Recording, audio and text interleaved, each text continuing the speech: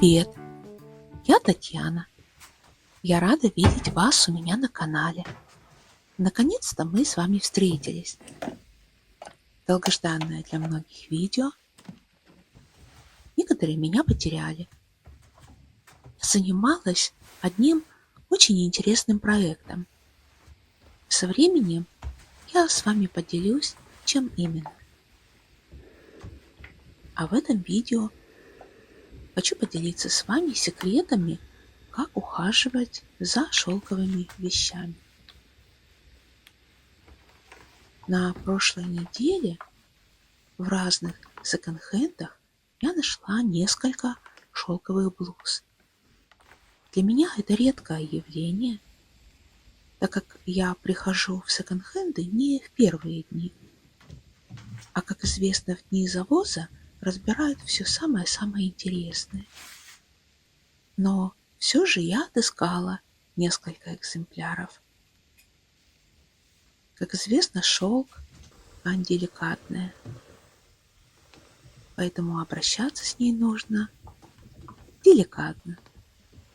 На ярлычках очень часто стоит запрещающий знак о том, что нельзя стирать в машинках-автоматах шелковые вещи, возможно только ручная стирка. К нашей радости современные машинки-автоматы оснащены функцией деликатная стирка, и шелк стирать можно. Но я не буду рисковать. Кроме того, мне приятно трогать шелковые вещи. Они очень приятные на ощупь. Кто находил в магазине, у кого есть, скорее всего, вы со мной согласитесь. Поэтому я стираю вручную. Если вы хотите купить красивые и стильные вещи из секонд-хенда, то можете зайти ко мне в телеграм-канал и посмотреть, какие вещи я выставила на продажу. Эта прекрасная блузка после стирки и утюжки выглядит вообще шикарно. Сама бы носила, но она мне маловато. Я ее также сегодня выставлю, поэтому заходите на канал, а ссылочка будет внизу под видео. Итак, предисловие закончилось. Я дождалась солнечной погоды. Кстати, тоже рекомендую и вам стирать в солнечную погоду с прекрасным настроением. Готовлю воду. Вода должна быть слегка тепленькой. Можно, конечно, и в холодной, но лучше в слегка тепленькой, чтобы загрязнения, которые есть на вещах, могли раствориться. Вы видите, что я добавила из чайника горячую воду. Это потому, что холодная вода у меня ледяная. Итак, я сделала температуру воды 30 градусов. Использовать я буду шампунь. У меня нет средства для шелковых вещей, и я не считаю, что оно обязательно. Шампунь вполне подойдет. После этого опускаю туда вещи. Замачивать вещи не нужно. Нужно просто опустить, слегка пожамкать чуть-чуть, поперекладывать. Самое главное не тереть. Или если вы знаете, что там где-то есть пятнышко, пятна лучше определять, пока вещи сухие, тогда видно. Небольшая пауза, рекламная пауза, мою кошку, которая тоже моется. Итак, снова стирка. Если вы увидели пятнышко, то лучше запомнить, пока вещь сухая, и его слегка потереть. А так, в общем-то, вещи тереть не нужно. Натуральные ткани стираются очень хорошо. Жир и грязь или пот, что там осталось на блузочках, хорошо выходит в слегка теплой воде. Сначала я замочила шелковый платок, шелковый шарфик, фиолетовую блузку и коралловую и алую. Но вы видите, я сделала ошибку. Но честно о ней рассказываю, о том, что алая блузка стала выделять краску или линять, да, на нашем языке. Да, такое бывает. И лучше, конечно же, было бы постирать алую блузку отдельно, Но как хорошо, что краска не перешла на другую, вот более светлую коралловую блузку. Я вовремя это заметила и стала вынимать вещи. Сейчас вы видите, что я их отжимаю. Здесь секрет в том, что самое главное, вещи не нужно выкручивать. Как мы выкручиваем хлопчатобумажные пододеяльники, простыни. Помните те давние времена, когда мы стирали в машинках малютка и полоскали вручную в ванне? Да, тогда приходилось выкручивать вручную, выполаскивать. Сейчас же у нас у всех автоматы. И если вы не хотите стирать вручную, то, конечно же, стирайте в машинке.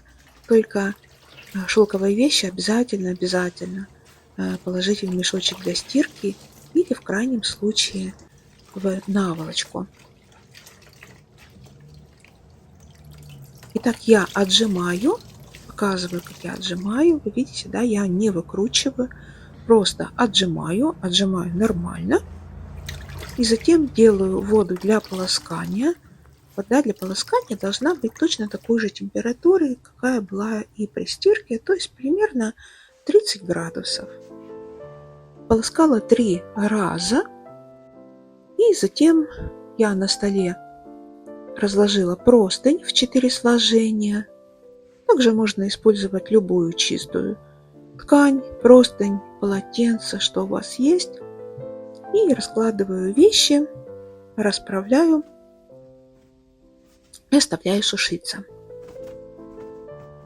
Шелковые вещи сохнут очень-очень быстро. Например, вот этот шарфик через полчаса я уже убрала со стола и разложила коралловую блузку на то место. Так что вы увидели, что в стирке шелковых изделий нет ничего страшного. В общем-то, это недолго и приятно. Еще раз.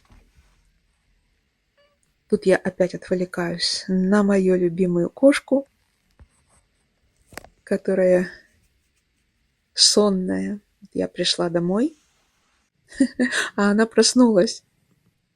Проснулась и еще такая соображает, кто пришел и что сейчас будет.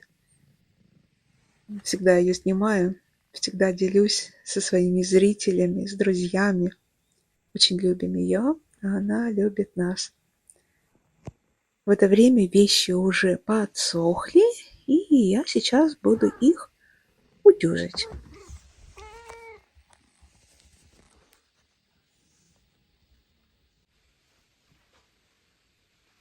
Кстати, для этого видео и последующих видео есть субтитры. Вы можете легко включить их, нажав, если вы с телефона, наверху видео есть кнопочка CC или колесико, можно зайти в настройки и включить субтитры. Также можно посмотреть субтитры на других языках, любых, каких вы знаете. Также можно отправить своим друзьям или знакомым, говорящих на другом языке, потому что я перевожу субтитры на другие языки, чтобы люди, независимо от того, на каком языке они разговаривают, тоже могли послушать, вернее, почитать то, что я рассказываю. Субтитры очень удобны. Я сама нередко смотрю без звука. Когда, например, у меня муж спит, то включаю субтитры и читаю. Тут я показала вам состав этой коралловой блузки. Там было написано 100% шелк. И хочу заметить о том, что шелк на этих 3 блузках разный. Особенно коралловая отличается. Здесь шелк поплотнее, поэтому она однослойная. Вот как есть, так и есть. О том, как она выглядит в отглаженном виде, я показала в начале видео. Можно туда вернуться и посмотреть. Но сейчас я буду гладить мою коралловую блузочку. у меня нет вертикального отпаривателя, но я попробовала вертикально погладить утюгом с паром. Что я делаю? Возможно, вы заметите, что эта блузка двухслойная. Первый слой – плотная ткань. В основном такие блузки выполняют нижний слой из вискозы, а верхний слой, собственно, уже шелк.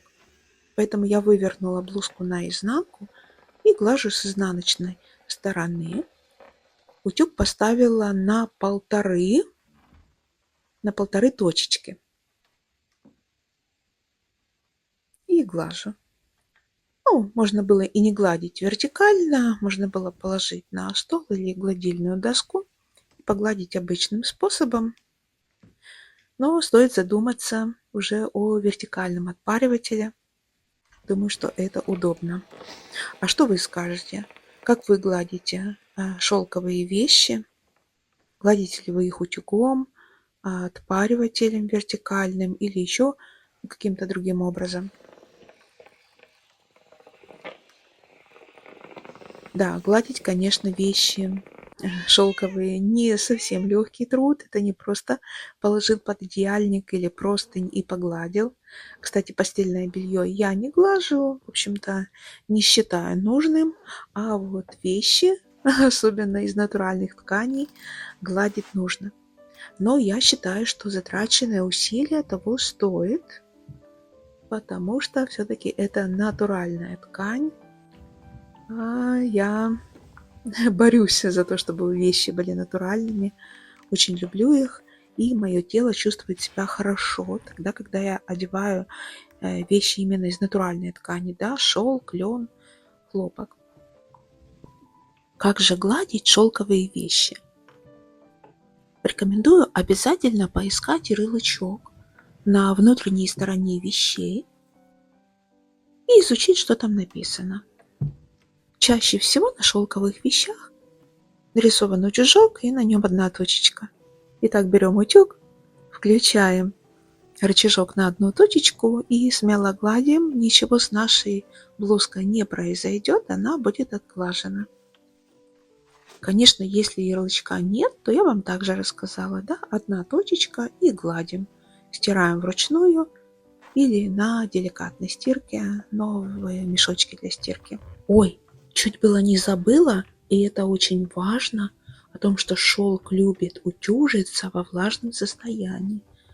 Поэтому важно не дать вещам полностью высохнуть и уже начинать гладить.